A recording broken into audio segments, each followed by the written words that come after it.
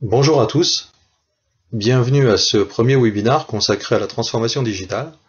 Ce premier webinaire est organisé conjointement par Neos SDI et Microsoft. C'est un webinaire d'introduction où seront abordés assez rapidement un ensemble de thématiques qui seront ensuite reprises et présentées de manière plus détaillée lors des prochains webinaires qui auront lieu entre le mois de mars et le mois de juin, avec un planning et des thématiques qui seront présentées à la fin de ce premier webinaire. Je suis Emmanuel Jimenez et je suis Business Manager chez Neos SDI.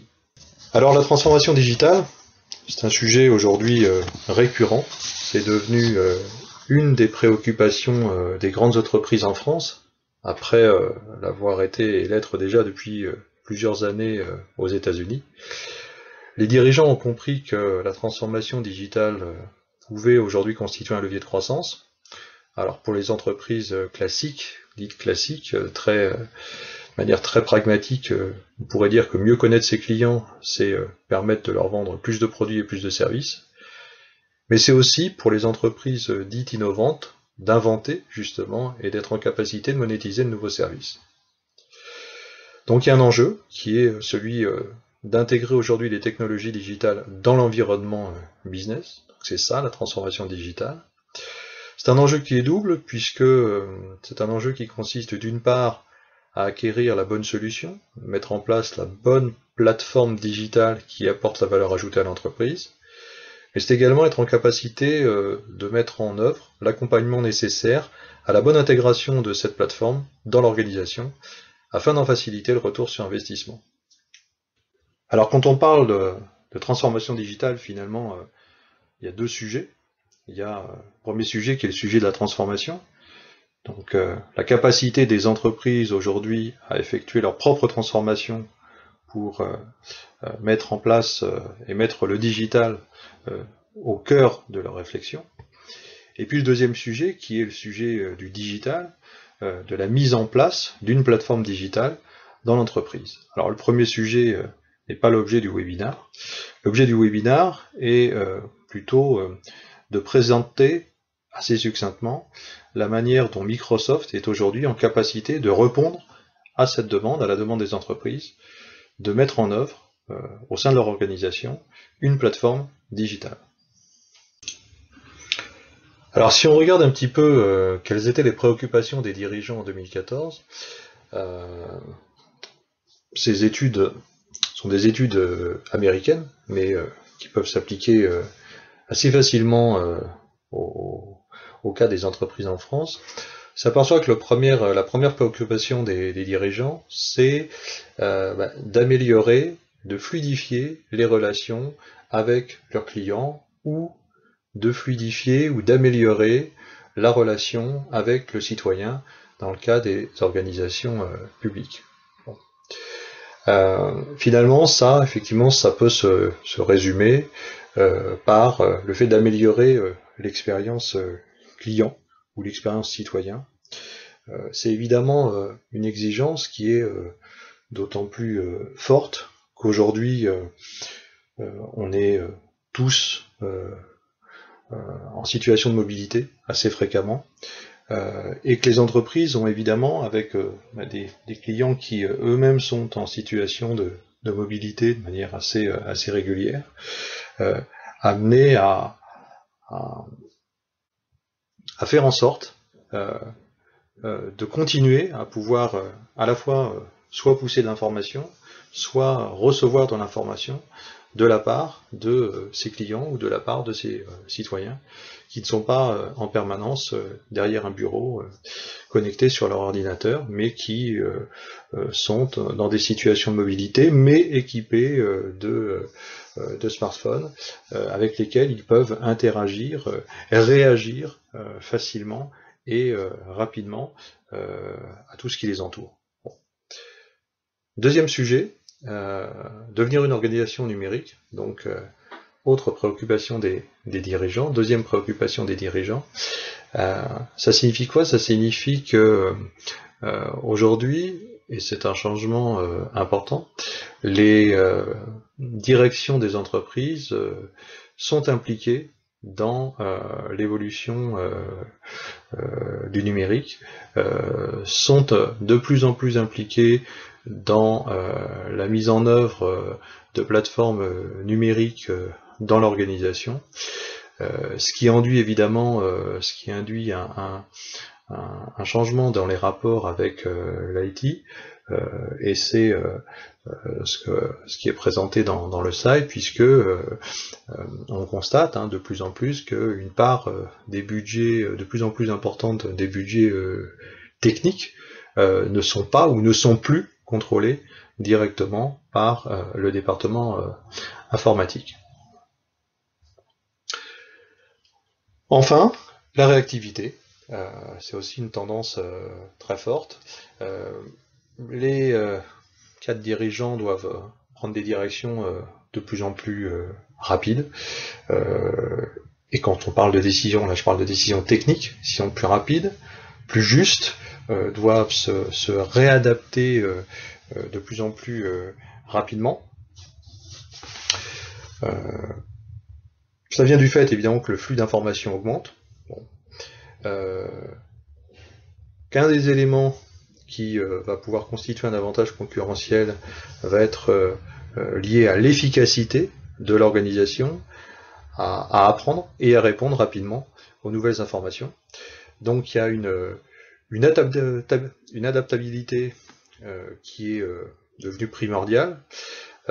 Donc ça veut dire aussi que cette adaptabilité et adaptabilité du système d'information amène les dirigeants à repenser de manière peu fondamentale l'organisation de l'entreprise et l'organisation de l'entreprise et l'ensemble des systèmes d'information.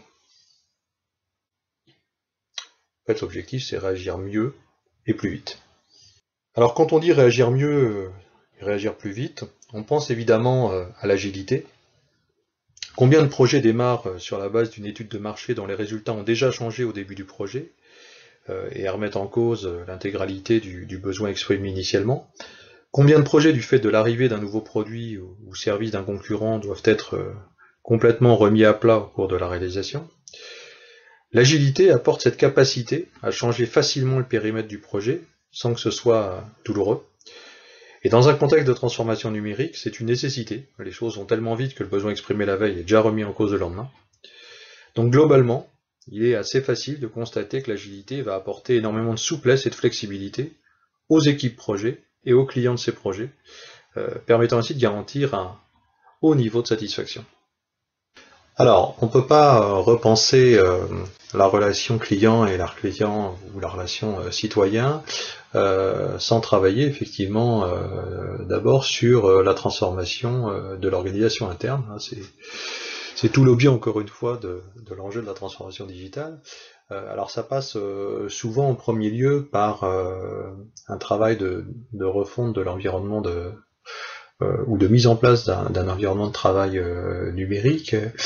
À cet égard, plusieurs entreprises, typiquement LM Leblanc, Chausson, pour ne pas les citer, ont fait le choix d'investir dans la plateforme Microsoft Windows 8 pour leur PC, leur tablette et également leur smartphone, afin de permettre aux collaborateurs d'une part d'avoir une expérience utilisateur unique, quelle que soit la situation de travail dans laquelle ils se trouvent, qu'ils soient connectés directement au système d'information ou qu'ils soient en situation de mobilité.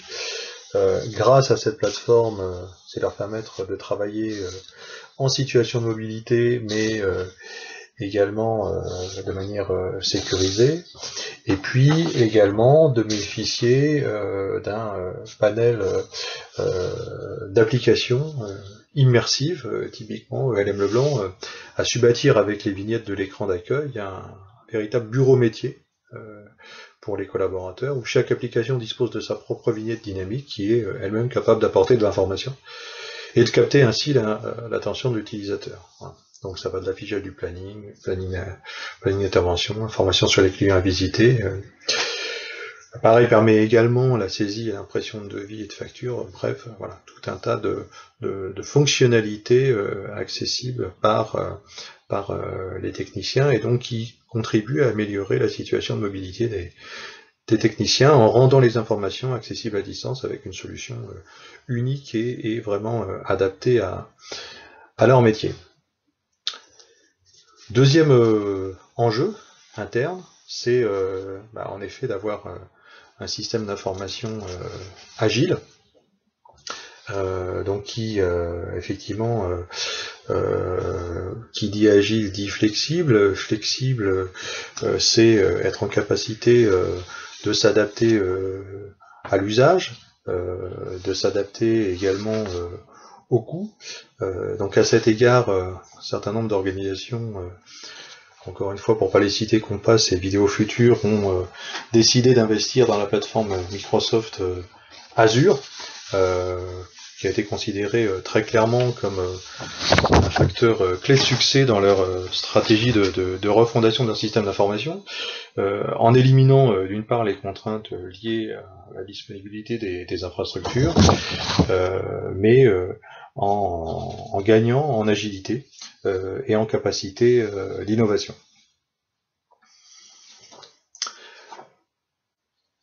Deuxième point, et celui-ci effectivement concerne davantage la relation directe avec les clients, ça concerne les données. Dans la situation économique actuelle, les organisations ont besoin de mieux connaître leurs clients, de mieux connaître les marchés, les comportements de marché, les comportements en termes d'achat. Et pour ça, ça veut dire, ça suppose d'être en capacité de faire de l'analyse de données quasi temps réel, voire temps réel, d'être en capacité de faire de la personnalisation de produits et de services, de travailler également, et c'est une tendance forte, on l'a vu encore cette année puisque ça fait l'objet d'une présentation lors des Tech Days au mois de février, de tout ce qui concerne le machine learning, donc la prédiction en termes de comportement, avec effectivement, comme l'avait souligné Bernard Houban-Lyon, toutes les problématiques derrière qui se posent en termes d'éthique, et notamment d'éthique des données. Enfin, une organisation agile, c'est une organisation qui est en capacité de mettre en place des solutions les plus innovantes pour ces pratiques collaboratives, notamment. On pense à l'usage d'Exchange, de Link, de SharePoint et d'Yammer. C'est le choix qu'a fait Longchamp en mettant à la disposition à la fois de ses employés et de ses fournisseurs ce type de plateforme.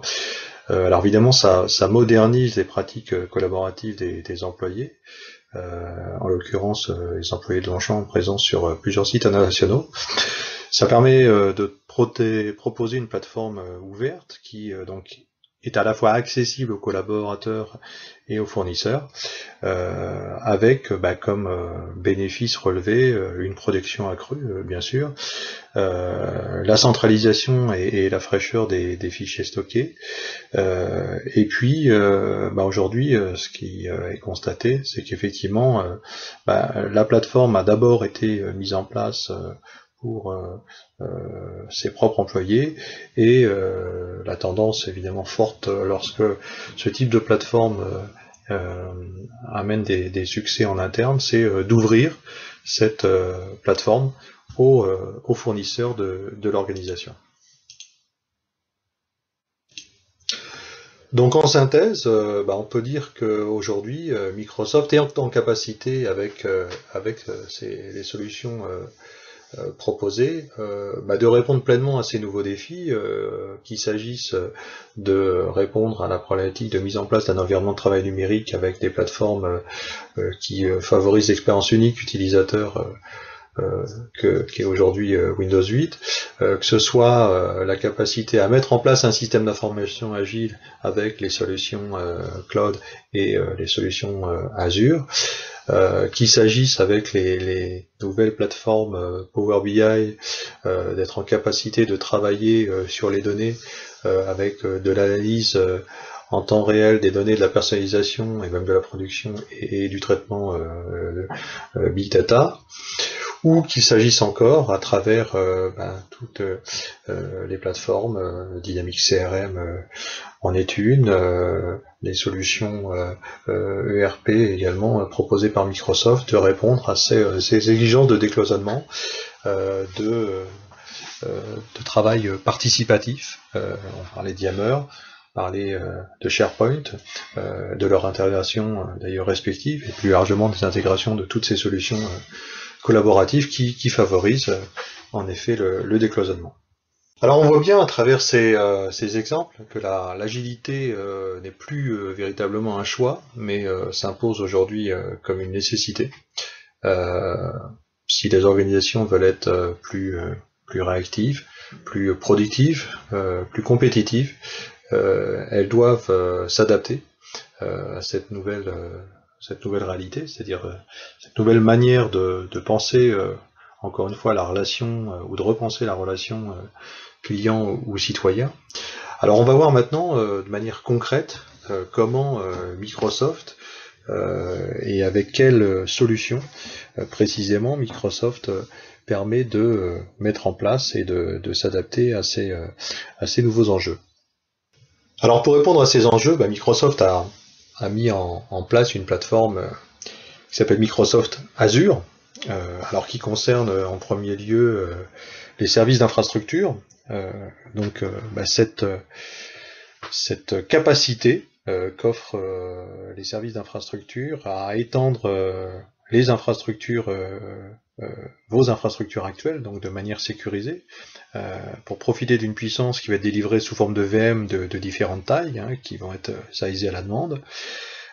Ces VM vont pouvoir héberger des applications Microsoft ou non Microsoft, donc Windows si c'est Microsoft, mais ça peut être aussi Linux, Oracle, SAP, DB2, etc. Ces VM vont être provisionnées de manière extrêmement rapide, en quelques minutes, vont être facturées à l'utilisation, avec un calculateur mis à disposition qui permet de connaître le coût de la VM. Donc beaucoup de scénarios vont pouvoir être envisagés, applications ponctuelles, applications demandant beaucoup de puissance, applications demandant de la scalabilité.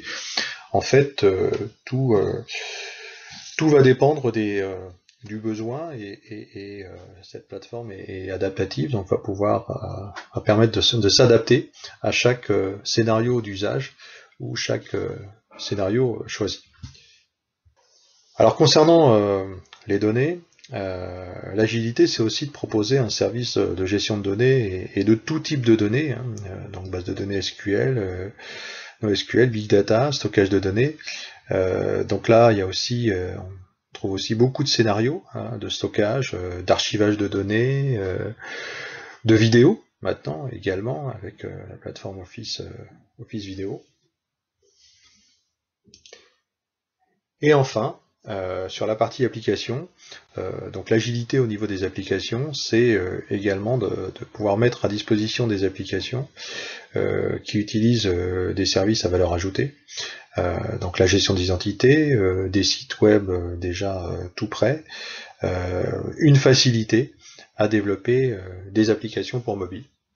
Alors on peut rappeler que Microsoft s'est investi très tôt sur les technologies cloud, qu'aujourd'hui ces technologies cloud sont à la fois extrêmement matures mais continuent de progresser rapidement, très rapidement même, puisqu'il ne se passe pas une semaine sans qu'il y ait des changements, l'ajout de nouveaux services sur les plateformes. Il faut savoir aussi que 57% des entreprises aujourd'hui classées dans le Fortune Global 500, qui classe les 500 premières entreprises américaines selon leur chiffre d'affaires, ont investi dans la plateforme cloud de Microsoft. Alors avant de terminer et de vous présenter les séminaires qui vont vous être proposés entre mars et juin, on peut simplement synthétiser ce qui est proposé aujourd'hui par par Microsoft.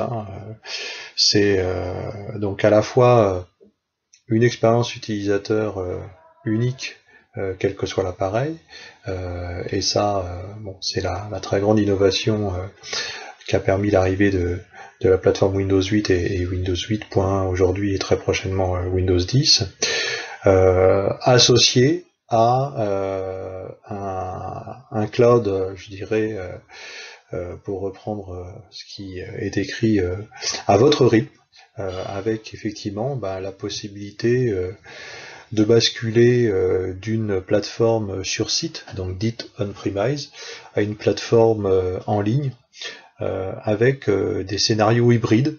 Aujourd'hui, Microsoft est le seul à proposer donc ce type d'architecture hybride qui permet effectivement, et c'est une grande tendance aujourd'hui dans les organisations, aussi bien privées et publiques, de travailler sur des transformations d'infrastructures jusque-là totalement on-premise vers des architectures en ligne, avec des scénarios hybrides qui peuvent par exemple prendre en compte complètement des spécificités aujourd'hui pour des besoins qui vont très précis, qui vont nécessiter de conserver certaines données localement, tout travaillant avec une plateforme cloud.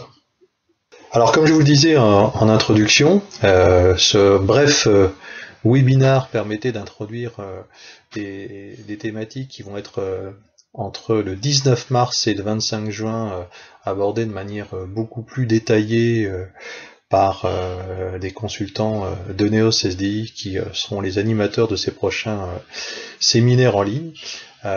Donc avec pour commencer le 19 mars un séminaire autour d'Office 365, alors non pas séminaire technique, mais c'est un séminaire orienté autour des métiers, des usages, des retours d'expérience de Microsoft et de Neos SDI, puisque Neos SDI en tant qu'intégrateur de ces solutions dispose aujourd'hui d'un nombre important de retours d'expérience sur tout type d'organisation de toute taille, privée et publique, et qui ont fait le choix à un moment donné de partir sur cette plateforme.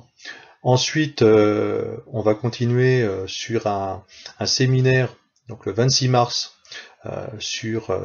consacré aux données, et donc à la manière dont aujourd'hui, grâce à la plateforme Power BI, on peut profiter et enfin tirer profit plutôt effectivement de l'explosion de la volumétrie des données, avec donc des scénarios extrêmement intéressants et une plateforme aujourd'hui Power BI qui encore très récemment a beaucoup évolué et qui va continuer à évoluer avec de nouveaux outils qui vont apparaître prochainement sur le marché. Le 2 avril, on va changer un petit peu de sujet et on va s'intéresser aux devices mobiles, et plus particulièrement à la manière de pouvoir gérer de manière sécurisée des flottes de devices mobiles. Ensuite, on va s'intéresser le 9 avril à un sujet qui est moins abordé, qui concerne OneDrive. Aujourd'hui, entre SharePoint et Yammer, la messagerie, Lync et OneDrive, on a un peu de difficulté à bien comprendre comment se positionne cette solution pour l'entreprise. À titre personnel, beaucoup à l'utiliser, mais comment cette solution permet de gérer le partage de documents en situation de mobilité, puisque c'est la vocation de OneDrive, donc c'est ce que nous verrons lors de ce séminaire. Le 16 avril, on fera un focus sur des solutions assez nouvelles qui sont donc autour de Delph et de Graph, qui sont des solutions qui sont en train d'être intégrées à Office 365. et qui permettent d'améliorer sensiblement l'expérience utilisateur, notamment avec Delph pour la possibilité en fait de rechercher très facilement des documents avec un dispositif de recherche qui est essentiellement basé sur l'utilisation précédente de la solution, d'où la notion de machine learning, puisque c'est une solution qui finalement en fait restitue des résultats en fonction de la manière dont l'utilisateur a utilisé la plateforme les derniers jours ou les dernières semaines. Le 23 avril, on parlera d'Azure et en particulier plus spécifiquement de RemoteApp, donc comment publier facilement des applications à usage mobile. Le 30 avril, on reviendra sur les solutions de Power BI, Azure Hadoop, SQL Server, donc toutes les solutions qui permettent d'améliorer la performance de l'entreprise. Le 7 mai, on aura un séminaire spécifiquement dédié à la plateforme Azure. Le 28 mai, on verra comment mettre en œuvre très rapidement une plateforme, donc un portail de gestion vidéo, grâce à la solution Office 365 Office Vidéo. Comment et pourquoi passer de Windows 7 vers Windows 10, donc ce sera le thème du séminaire du 4 juin. Enfin, alors pas tout à fait enfin, mais le 11 juin, on parlera de Skype pour les entreprises. Donc aujourd'hui, il y a effectivement des interrogations au sein des organisations qui sont comment gérer aujourd'hui l'arrivée proche de Skype pour entreprise, alors même que Lync est ou n'est pas encore déployé dans l'organisation, mais qu'en parallèle, effectivement, Skype est déjà utilisé de manière plus ou moins officielle dans l'organisation. Donc on verra que les scénarios qui vont permettre de réconcilier justement ces dispositifs, puisque Lync et Skype ne vont bientôt faire plus qu'un. Ensuite, on évoquera le 18 juin la mise en place d'un PRA basé sur une infrastructure Hyper-V. Et enfin, le 25 juin, on terminera par Azure Backup, donc qui permettra de traiter toutes les problématiques de sauvegarde des serveurs et des postes clients dans le cloud. Voilà. Je vous remercie pour votre attention et je vous souhaite de très bons